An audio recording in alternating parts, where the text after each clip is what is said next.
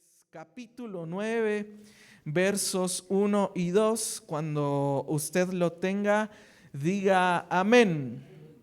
Diga amén, mis hermanos, amén.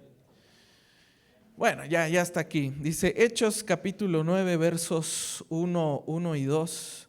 Dice la palabra del Señor.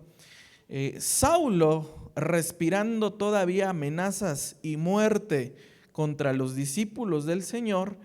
Ahora, no es que Saulo se sintiera amenazado. Otras versiones lo traducen Pablo o Saulo hablando amenazas, a lo mejor una versión más actual va a decir así, hablando amenazas, amenazando de muerte a los discípulos del Señor, fue al sumo sacerdote y le pidió cartas para las sinagogas de Damasco, para que si encontraba algunos que pertenecieran al camino, tanto hombres como mujeres, los pudiera llevar atados a Jerusalén.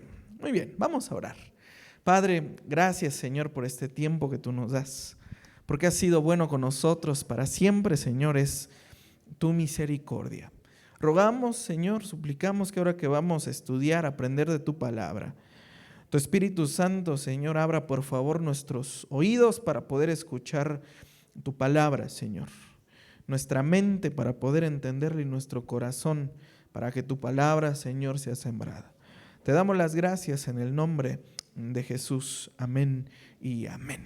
Muy bien. Este tema, mis hermanos, está curioso si lo quiere ver de cierta manera, pero le hemos puesto por título Persiguiendo a Dios en nombre de Dios.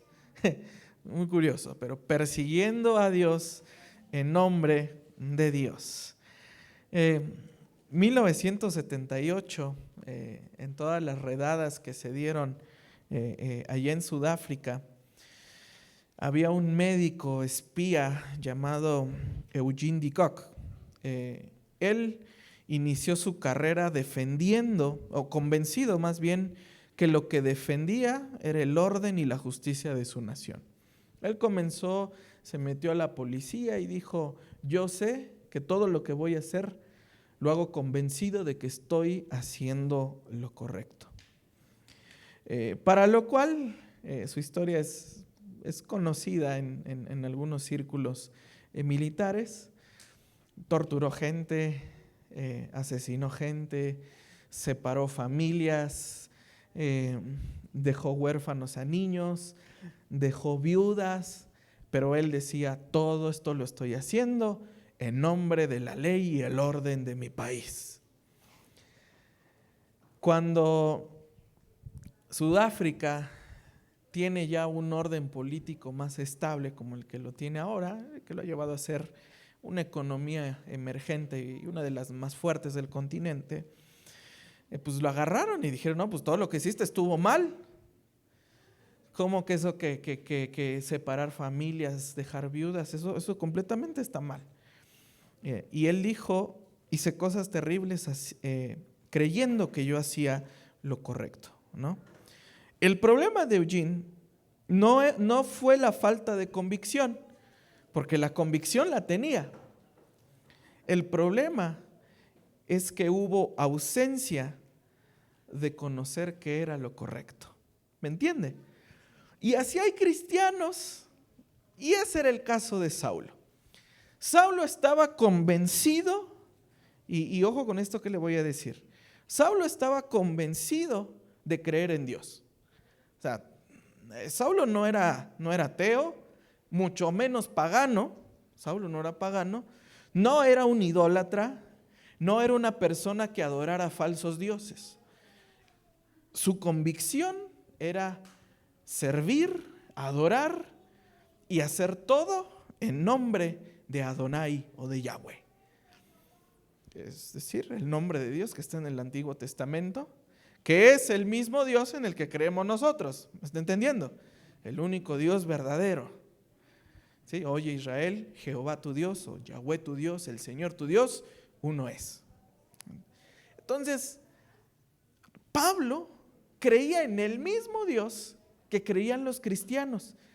y sin embargo perseguía a cristianos que creían en el mismo Dios que Pablo. En pocas palabras, se ponía a perseguir a Dios en el nombre del mismo Dios. ¿Me está entendiendo? Sí, me está entendiendo. Ahora, Pablo no era cualquier persona, mis hermanos. Bueno, aquí todavía no es Pablo, es Saulo. ¿Quién era Saulo de Tarso? Le voy a dar ahí rápidamente una reseña de quién era Saulo de Tarso. Judío por nacimiento y no por conversión tardía. Ahí él lo platica en la carta a los Filipenses capítulo 3. Hebreo de hebreos. Esa es una frase muy famosa de Pablo. Yo soy hebreo de hebreos. En pocas palabras, yo soy judío de nacimiento. A mí nadie me convirtió al judaísmo. Yo nací judío. Y estoy orgulloso de ser judío. O sea, tampoco era un judío helenizado, tampoco era superficial, sino profundamente formado en la tradición de Israel. Su identidad judía no era nada más cultural, sino teológica y espiritual. O sea, era un judío conocedor de lo que hablaba y lo que decía, no era cualquier cosa. Era de la tribu de Benjamín, ahí lo pronuncia, lo enseña también Pablo en sus cartas. Pertenecer a la tribu de Benjamín tenía un peso simbólico. De esa tribu salió el primer rey de Israel, el rey Saúl. Muy probablemente su nombre viene en honor al primer rey de Israel, al rey Saúl. Y fue una de las tribus que más fiel le fue al linaje de David. La tribu de Benjamín fue, a veces como que sí le entraba, como que no le entraba, como que le bailaba un poquito, pero Benjamín, a la hora de salir a la guerra junto con Judá, ahí estaba Benjamín. O sea, era una tribu fiel al linaje de David. Dice también Pablo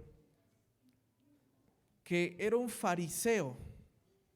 Era fariseo, dice el apóstol Pablo, fariseo de fariseos. Se recuerda, es una frase, rabí de rabí o maestro de maestros. O sea, no era cualquier persona. Si había alguien que tenía el conocimiento de la ley más profundo y más fuerte, es el apóstol Pablo. Maestro de maestros, fariseo de fariseos. Fue formado en uno de los grupos más rigurosos del judaísmo, que se le conoce como el judaísmo del Segundo Templo. En Hechos 22, ya llegaremos allá, él platica que fue discípulo de Gamaliel. ¿Se acuerda? Ese nombre ya lo vimos. Gamaliel, líder de la escuela farisea moderada de Gilel. Gilel fue otro fariseo que fundó una escuela de interpretación. Los judíos le llaman Midrash, ¿sí? Perdónenme que ahorita parece seminario de teología, pero tiene que saberlo para que entienda qué estamos leyendo. El Midrash es como el sinónimo de la palabra hermenéutica, es decir, la forma en la que la ley se interpreta. ¿Me está entendiendo? Sí, o sea, el método de interpretación que usamos actualmente es hermenéutica y exégesis, y para los judíos la escuela de interpretación es el Midrash, basado en la escuela del rabino Hillel. Y sus sucesores fue, en este caso, Gamaliel. Entonces Pablo primero estuvo en la escuela de Hillel y luego adoptó una posición de extremista, de loco, que decía, si no piensas como yo, te tienes que morir. Y se cambia de escuela de pensamiento, otra escuela rabínica que se llama escuela Shammai. La escuela de Shammai era una escuela rabínica que, ojalá y no en el video esto no me lo vayan a funar. Lo que hoy en día es un extremista musulmán, ¿sí saben, no? De esa gente. Bueno, los judíos también tienen sus extremistas y Shammai era de ellos. Y Pablo dijo, bueno, hay que matar en nombre de Dios al que no piense como yo. Ese era el apóstol Pablo, imagínense. Era bastante extremista, ¿no? Entonces, estuvo en las discusiones también de la Mishnah temprana. Digo, estoy citando mucha literatura judía ahorita. La Torá es la ley, Génesis, Éxodo, Levítico, Números y Deuteronomio, ¿no? Esa es la Torá. De la Torá se desprende la interpretación en volúmenes bastante extensos que se llama la Mishnah. Jesús y Pablo estuvieron en las primeras discusiones de la Mishnah. La Mishnah era la ley oral. Los judíos creen que la ley se fue dada en dos partes: la ley escrita, que es la Torá, y la ley oral o la interpretación de la ley, que viene entonces o da forma a la Mishnah. En la Mishnah temprana eran apenas las discusiones, por ejemplo, que Jesús tenía con los fariseos. Las preguntas que los fariseos le hacían a Jesús son preguntas que aparecen en la Mishnah, ya ahora sí plasmadas en libro. ¿Me está entendiendo? Sí me está agarrando, o no, cambiamos de... No, le digo que usted es un campeón y que sus carros y su dinero y no.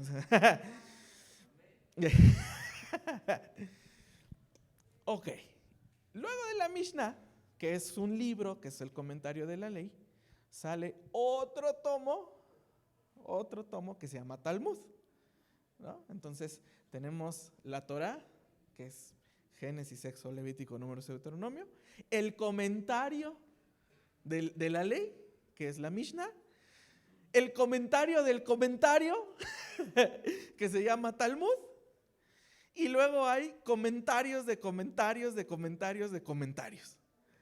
Sí, entonces, los judíos eran bastante estudiados en ese sentido. ¿Me está entendiendo? ¿Sí? Entonces, era guardián de la ortodoxia judía, era un tipo muy conocedor. Y su entendimiento de la Torá, cuando veía a los cristianos, Pablo decía: estos son unos herejes que están tratando de romper la ley y por eso hay que matarlos. Porque, ¿qué es lo que dijo Jesús? Yo no he venido a abolir la ley, sino, me gusta una versión que dice, sino a darles el verdadero significado de la ley.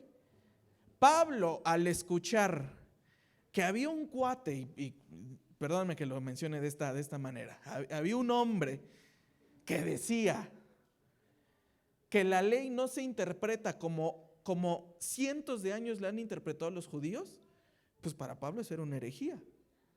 ¿Me está entendiendo? O sea, alguien que viniera a decir todos sus siglos de estudio de la ley están mal, pues el que está mal eres tú y tienes que morir. ¿Me está entendiendo? Por eso Pablo era un extremista. Ahora, Pablo no solamente era un judío de judíos, hebreo de hebreos, fariseo de fariseos. Tenía otra ventaja que en época del Imperio Romano nadie tenía. Era ciudadano romano. Mire, ciudadano romano en ese tiempo es como si usted o yo hubiéramos nacido gringos. Como si nuestros papás se hubieran ido a Estados Unidos. Cómo me hubiera encantado que mi padre hubiera hecho eso, pero bueno, si le dijo: oye, tú que tuviste la oportunidad no te fuiste, mano. Entonces yo hubiera nacido allá. ¿Y qué cree? El mexicoamericano habla perfectamente español, perfectamente inglés, y es ciudadano de allá y ciudadano de acá. Eso era Pablo, ¿no? O sea, el nopal en la frente, pero con dólares en la cartera. Eso era el apóstol Pablo. Era ciudadano romano de nacimiento. En pocas palabras, muy probablemente sus padres también eran ciudadanos romanos. Venía de una familia de billete, de lana. Tenía con qué, venía de una familia con lana. Y de judíos, eso era muy raro, porque los romanos tenían bajo su poder a los judíos. Y que un judío alcanzara el estatus de ciudadano romano ya era para toda su familia. Es que venía de una familia judía muy acomodada y además ya eran romanos. Al ser romano él tenía derecho a viajar por todo el imperio por donde él quisiera. Eso denota que conocía el hebreo, porque era hebreo de hebreos, hablaba arameo, hablaba griego y hablaba latín. Este es el apóstol Pablo. No era cualquier persona. Esto lo hacía capaz de moverse entre sinagogas y ciudades helenistas, algo crucial para el futuro de su ministerio. Y además, ¿sí se acuerda cómo se llama la ciudad donde nació Pablo? Tarso. Saulo de Tarso, Pablo de Tarso. Tarso no era cualquier ciudad, mis hermanos. Era la ciudad, vamos a ponerlo así, la ciudad universitaria más importante de pensamiento judío al nivel de Atenas y Alejandría. Tampoco Tarso era cualquier ciudad, ¿no? O sea, también lo digo con respeto. Jesús, ¿dónde nace? En Belén, una ciudad muy chiquita. Bueno, Saulo nace en una ciudad grandota y de nivel intelectual. Los intelectuales se movían en 3 ciudades: Tarso, Alejandría, ¿y cuál era la otra? Atenas, ¿no? Pensamiento griego, pensamiento judío y pensamiento egipcio. Otro nivel, este señor, otro nivel. Y con toda esta formación, Pablo estaba convencido de que perseguir cristianos era la voluntad de Dios. Este era el motivo, era la convicción de Pablo. Con toda la formación que yo tengo, perseguir cristianos está bien, matar cristianos está bien, porque estoy haciendo la voluntad de Dios. ¿Me está entendiendo? Tenía un celo religioso intenso, pero un corazón desconectado de Dios. Y a veces hay cristianos así. Somos como Saulo, mis hermanos. Tenemos un montón de celo por muchas cosas, pero tenemos un corazón que está desconectado de la presencia de Dios. ¿Sabe por qué? Y bien lo dice la palabra. Yo he platicado con algunos hermanos y me dicen, es que yo soy como aquel sacerdote que dice, el celo de Dios me está consumiendo. Muy bien, pues sí, eso dice la Biblia. Pero ¿sabe algo? Uno puede estar muy celoso de las cosas de Dios, pero aún así estar apartado de Dios.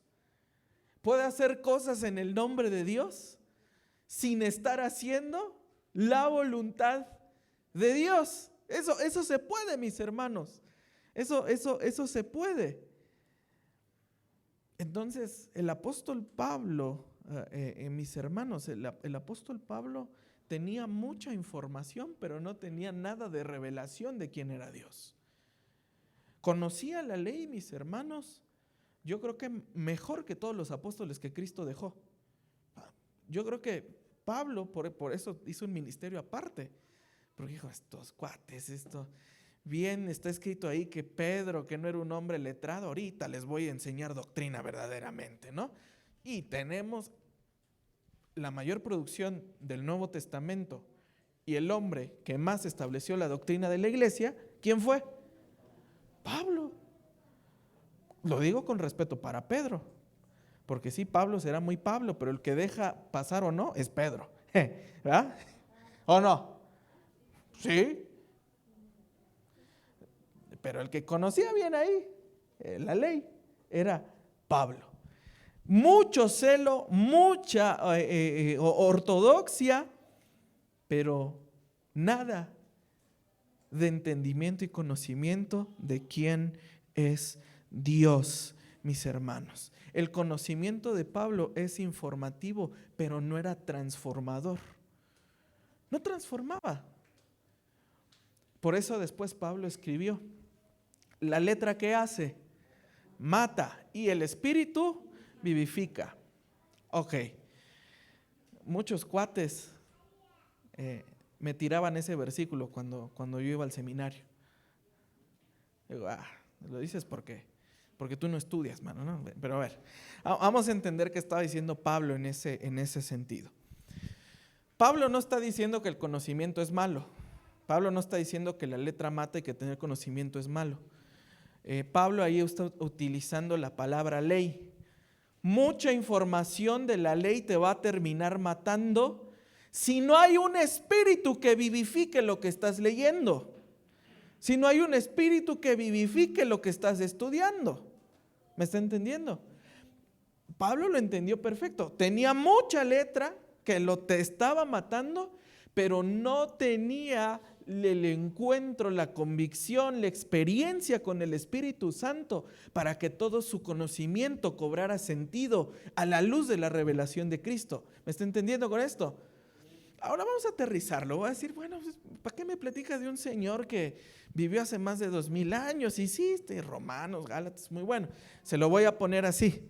Hay gente, mis hermanos, en la iglesia que tienen mucho conocimiento, que hacen mucho en la iglesia, que dicen tener mucho servicio, mucha experiencia en el evangelio, pero tienen un corazón separado de Cristo. Hay gente que se la pasa persiguiendo cristianos dentro de la iglesia, matando corazones, lastimando corazones, lastimando con doctrina, porque es la doctrina que se predica en la iglesia. Y si te gusta, qué bueno. Y si no te gusta, pues te largas, porque entonces esta iglesia no es para ti. Mucha gente con conocimiento de iglesia, pero sin nada de amor. Y la iglesia puede estar llena de Saulos, lumbreras teológicas, llenas de revelación, llenas de conocimiento, llenas de entendimiento, pero faltos de misericordia para aquel que lo necesita. Es lo más complicado eso, ¿verdad? Puedo tener mucho conocimiento. Y nuevamente cito al apóstol Pablo. Si yo hablase lenguas humanas o angélicas, pero no tengo nada de amor, entonces no soy nada.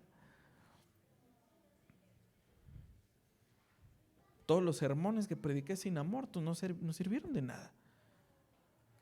Lastimé corazones, lastimé vidas, rompí corazones en el nombre de Dios, pero a Dios no le gané ni un alma.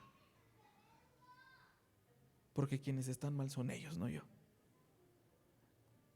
¿Me entienden, mis hermanos? Eso le podemos llamar el peligro del error con buena conciencia.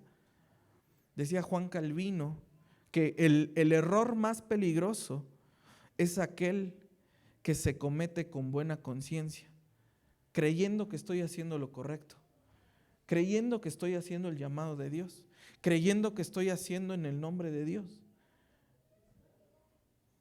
Y ese es el error, que en el día del juicio a muchos les va a costar entrar al reino. En tu nombre hice esto, en tu nombre hice milagros, eché fuera demonios. Señor, lo hice en tu nombre todo. Pero nunca hubo comunión entre tú y yo. ¿Me estoy dando a entender con esto? ¿Sí? Sí, me estoy dando a entender. Entonces, mis hermanos, este texto nos está obligando a examinarnos con honestidad. ¿Mis convicciones están reflejando el carácter de Cristo? ¿O solo nuestra necesidad de sentirnos correctos? ¿Sabe algo? En los juicios de Nuremberg, terminando la Segunda Guerra Mundial, muchos militares alemanes que presentaron eso, yo solo seguía órdenes. Yo solo seguía órdenes. Es que ahí decía en la Biblia, por eso lo hice. Por eso ahí dice. Y hermano, estamos aplicando la ley del talión de Moisés como si a nosotros no nos fuera a tocar nunca. Y ese es un error, mis hermanos. Hay que tener mucho cuidado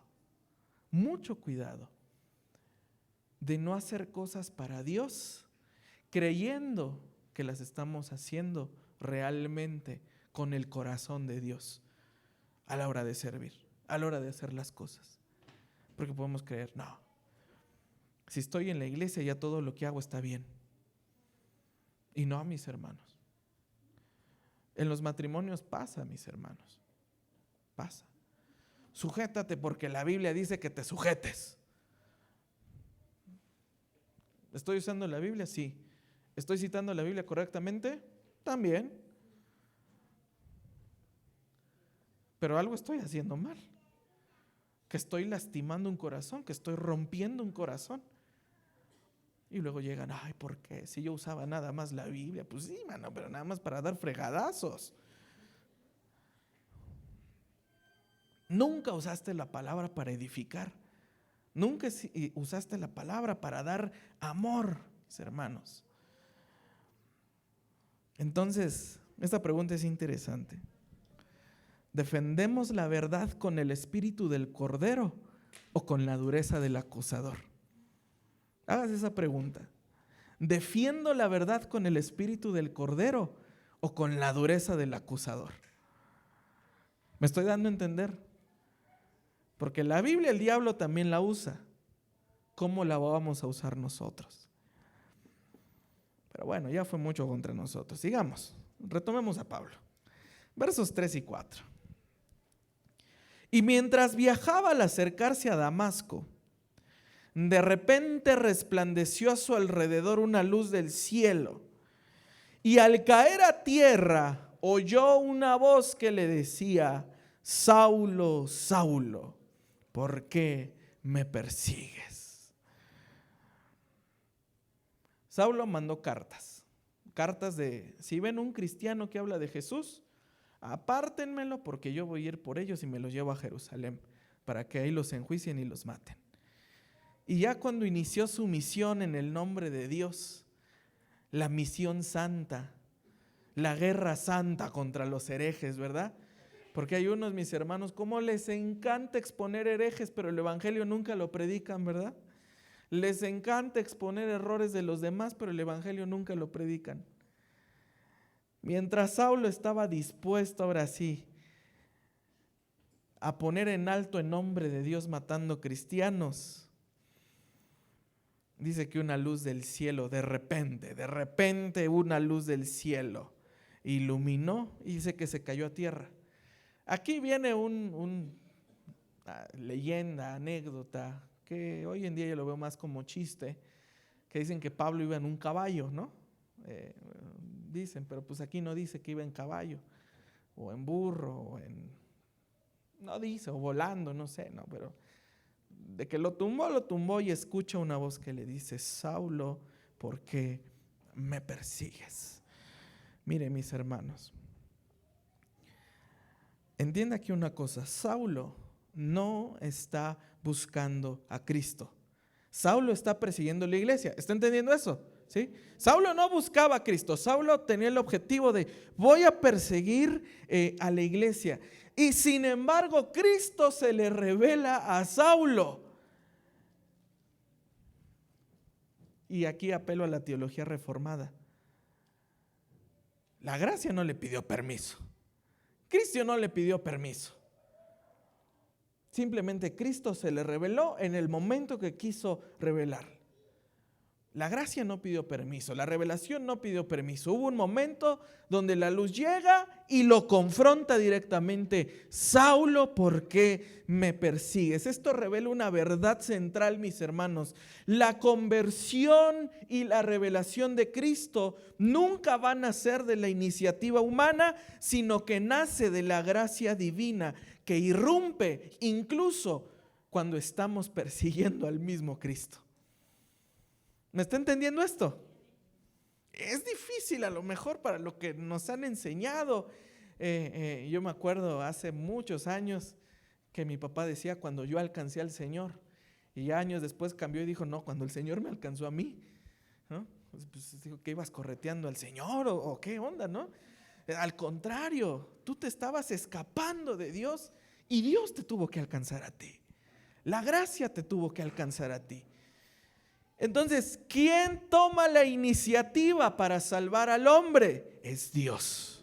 Dios toma la iniciativa para salvarnos. Dios es quien toma la iniciativa para rescatarnos, mis hermanos. La conversión no va a nacer de la iniciativa humana, sino de la gracia divina que va a encontrarnos cuando el corazón está más equivocado. Dios no estaba esperando a que Saulo cambiara. Lo confrontó directamente para cambiarlo él. La gracia nos va a confrontar. Y a veces somos así: me voy a esperar, va a cambiar en algún momento. Me voy a esperar, chance y recapacita. Bueno, déjeme decirle que para Dios no funciona así.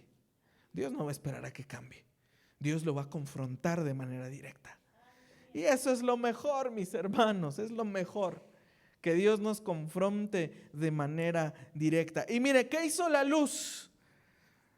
Lo derribó. La luz que primero derriba. Mire, la luz no nada más va a iluminar. Derribó a Saulo a tierra, mis hermanos, porque nadie permanece de pie ante la presencia del Señor. A la presencia del Señor tiembla la tierra, dice la Escritura. ¿Me está entendiendo? Cuando el Señor se le presenta a Saulo, por muy maestro que se creyera, ante Dios nadie permanece de pie, por mucho conocimiento que tenga uno, por mucho doctorado que tenga uno, por mucha carrera que tenga uno. Cuando Dios se presenta, no podemos permanecer en pie, mis hermanos, ¿no? ¿Me está entendiendo? La gracia que salva también va a humillar nuestras convicciones. Va a tirar a tierra lo que creíamos que era correcto. Cuando la gracia se revela, entonces termina tirándonos completamente, mis hermanos. Y le hace la pregunta: Saulo, Saulo, ¿por qué me persigues? Cristo se está identificando con su iglesia.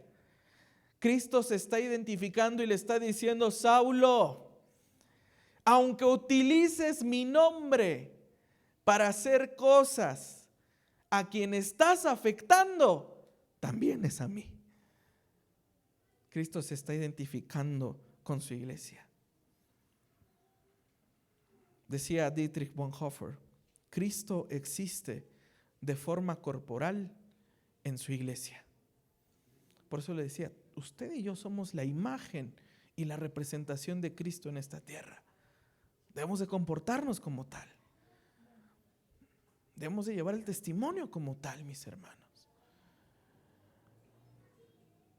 Y Jesús le dice: aunque uses mi nombre, al que estás terminando de afectar, también es a mí. Y esto de alguna manera, mis hermanos, también nos confronta a nosotros. ¿Por qué estamos persiguiendo a nuestros hermanos? ¿Por qué estoy menospreciando, criticando a nuestros hermanos? La crítica constante, el desprecio hacia otros creyentes y la dureza contra la iglesia, mis hermanos, pueden ser formas modernas de perseguirnos entre nosotros, mis hermanos, aun cuando se disfrace de celo doctrinal. Una vez estaba yo en una mesa ahí con pastores ahí, pues sí, de la vieja escuela, vamos a llamarlo así.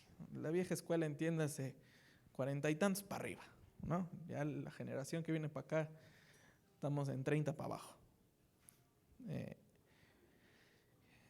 Y estaban bien acalorados hablando de escatología, pero bien acalorados, mis hermanos, ¿no? Y ese tema a mí me gusta mucho.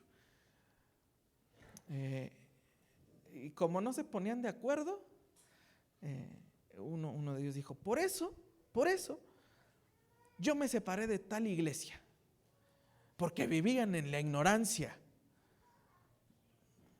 Bueno, yo ese tiempo me quedé pensando, dije, bueno, pues los dos creen en la venida de Cristo, la discusión es en qué momento es. Pero creo que eso no es el suficiente peso para llamar ignorante a la otra iglesia que la cree de otra manera, ¿o sí? No, mis hermanos. Pero perseguimos a la iglesia en nombre del que es dueño de la iglesia. No, es que la doctrina real nada más la tengo yo. La sana doctrina nada más está aquí. La doctrina que nada más tiene la verdad es esta y la que yo digo, ni la que la Biblia dice. Luego ya se ve cómo hay gente que dice: Dios me dijo esto. ¿Y dónde está en la Biblia? Pues por eso Dios me lo dijo a mí, porque no viene en la Biblia. ¿No? Y así sucede, mis hermanos. Hay una especie de persecución moderna llena de Saulos que usan a Dios para perseguir a Dios, mis hermanos. pero apelo a la luz de Cristo que nos va a tumbar a todos un día. Que nos va a tumbar, nos va a tirar a tierra y nos va a decir: ¿por qué me estás persiguiendo? Y hermano, ¿qué hace Saulo? Versículo 5.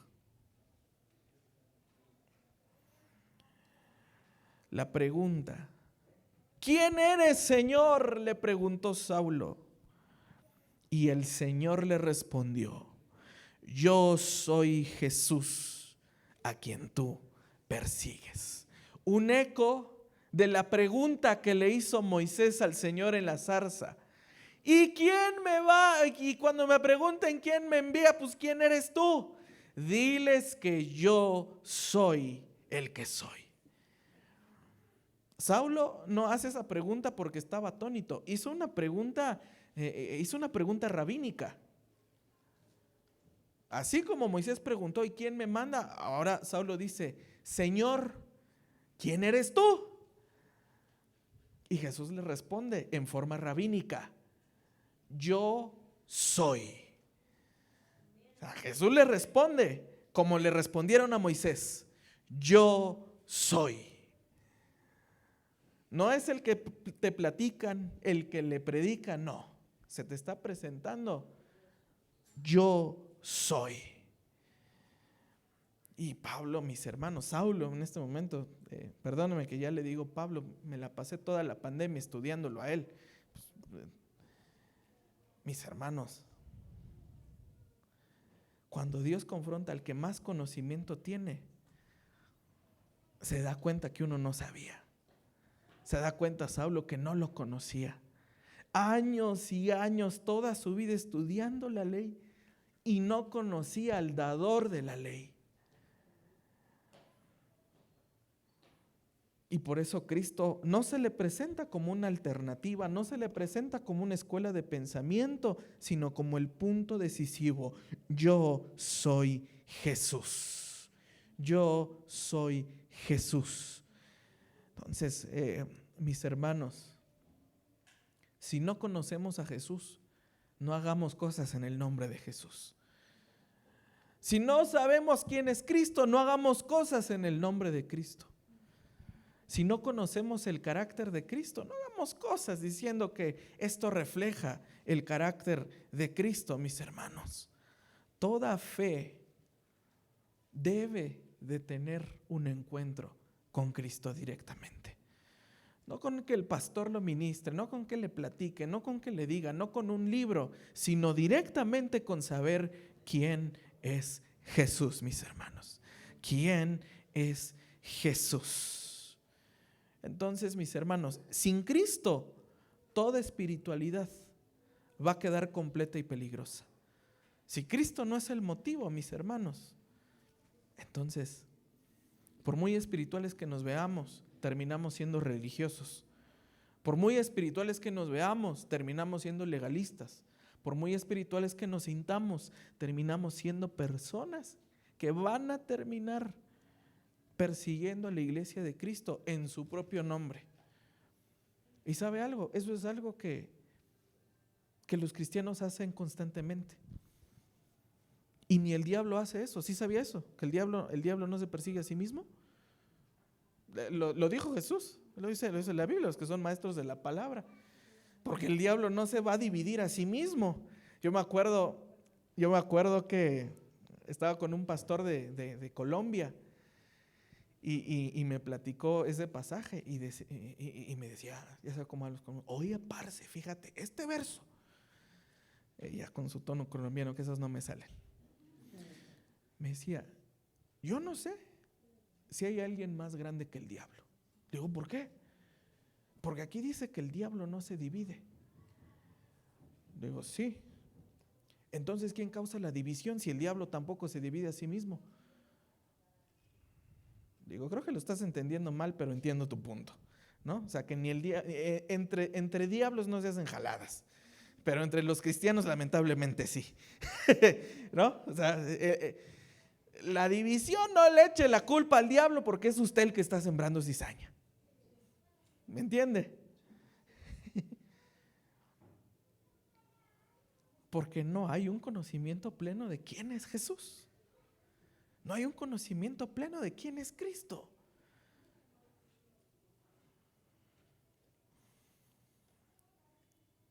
Y Jesús le da instrucciones. Yo soy Jesús a quien tú persigues. Vamos al verso 6 al 8.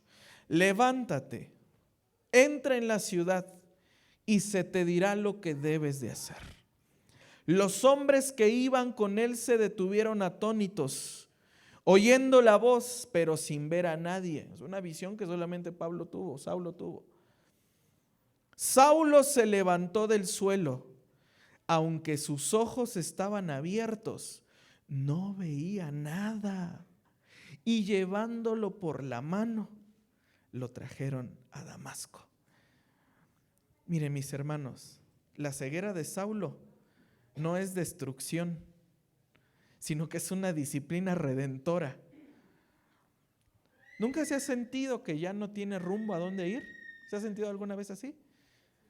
Ya no tengo visión, ya no sé a dónde ir, ya no tengo qué hacer. Bueno, déjeme decirle una cosa, no necesariamente eso significa que usted está haciendo las cosas mal, sino que Dios le está arrancando la mala visión que tiene para después darle una nueva y una mejor.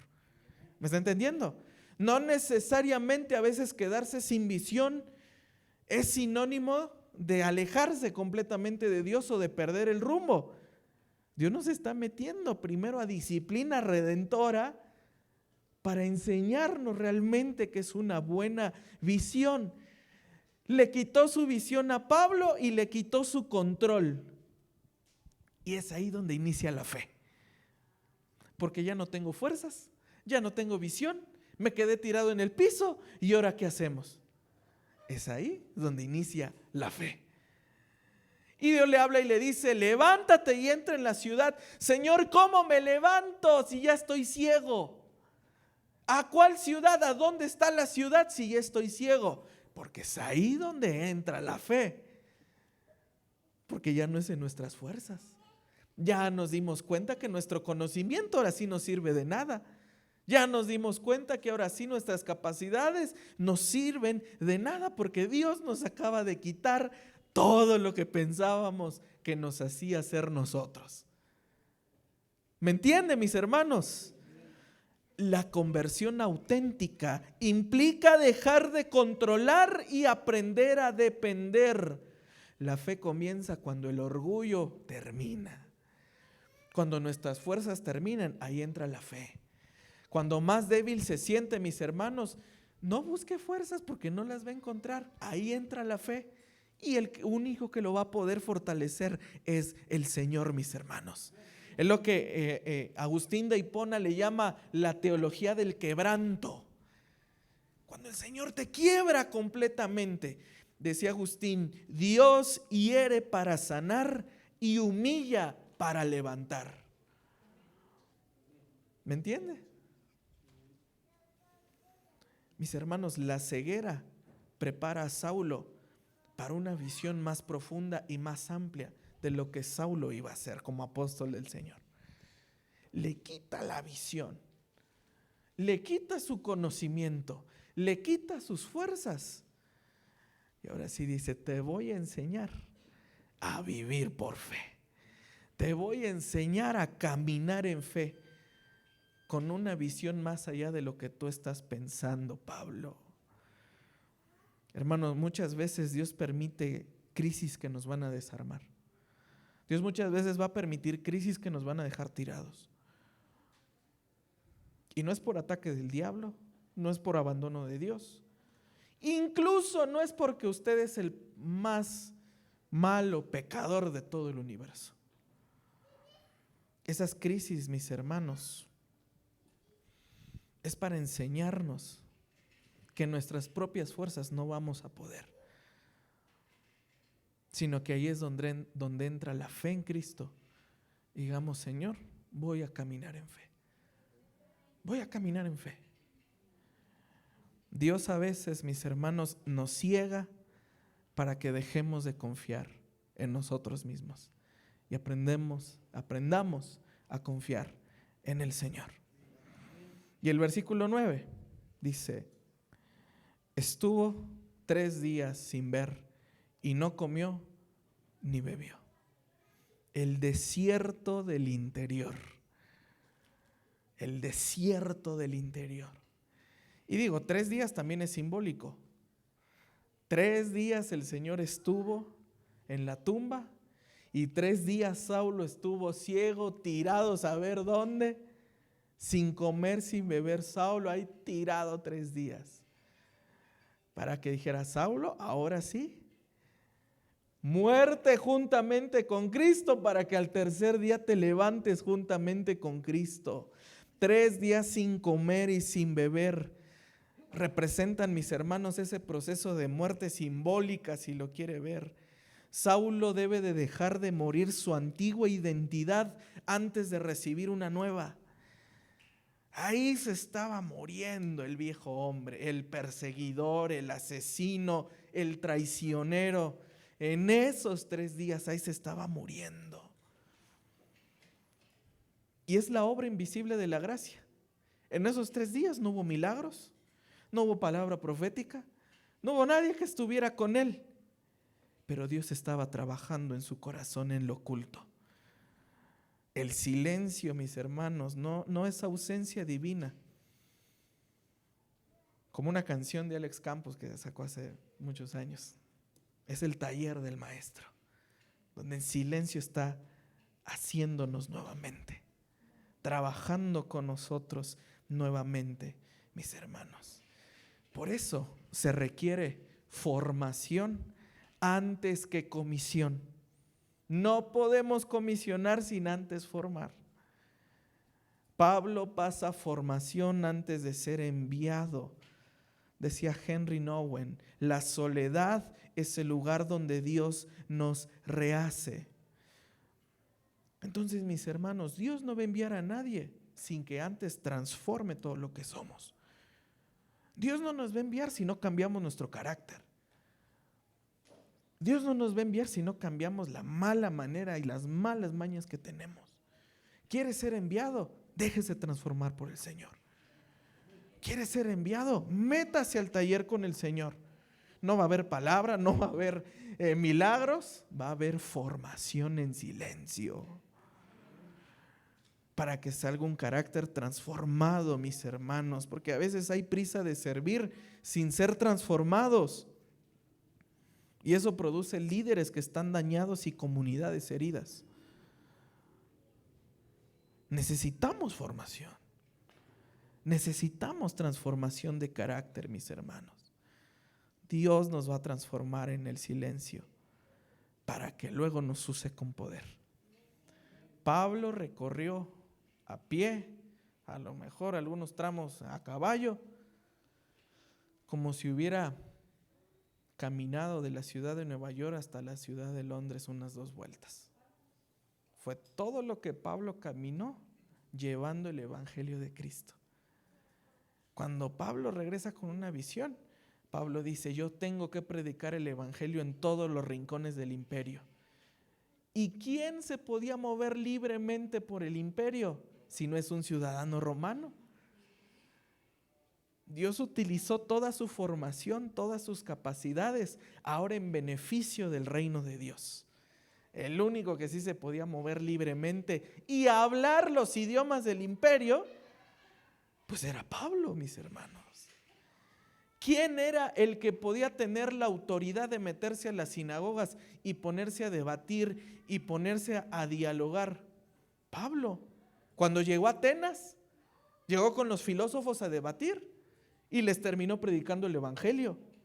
Pero se necesitaba un maestro de maestros que se pusiera al nivel de los grandes pensadores y predicar el evangelio. Mis hermanos, Saulo salió convencido de servir a Dios y sin embargo fue detenido por Dios mismo. A veces así salimos, convencidos de servir a Dios, pero Dios termina deteniéndonos porque nos hace falta formación. Descubrió que se puede perseguir a Dios en nombre de Dios. Descubrió que la iglesia sí daña a la iglesia también a veces. Pero este texto, mis hermanos, esta porción nos hace un llamado a considerar nuestro celo por las cosas de Dios, nuestra fe y nuestras motivaciones. Probablemente algunos de nosotros esta palabra nos llega al corazón y Dios nos está preguntando: ¿por qué me estás persiguiendo? ¿Por qué me persigues? Hermanos, que nuestra respuesta no sea una defensa religiosa, sino una rendición humilde ante los pies de Cristo. La peor oposición a Dios, mis hermanos, puede nacer de una religión en el nombre de Cristo, pero sin tener a Cristo. Cuidemos eso. ¿Dice amén? Póngase de pie, mis hermanos.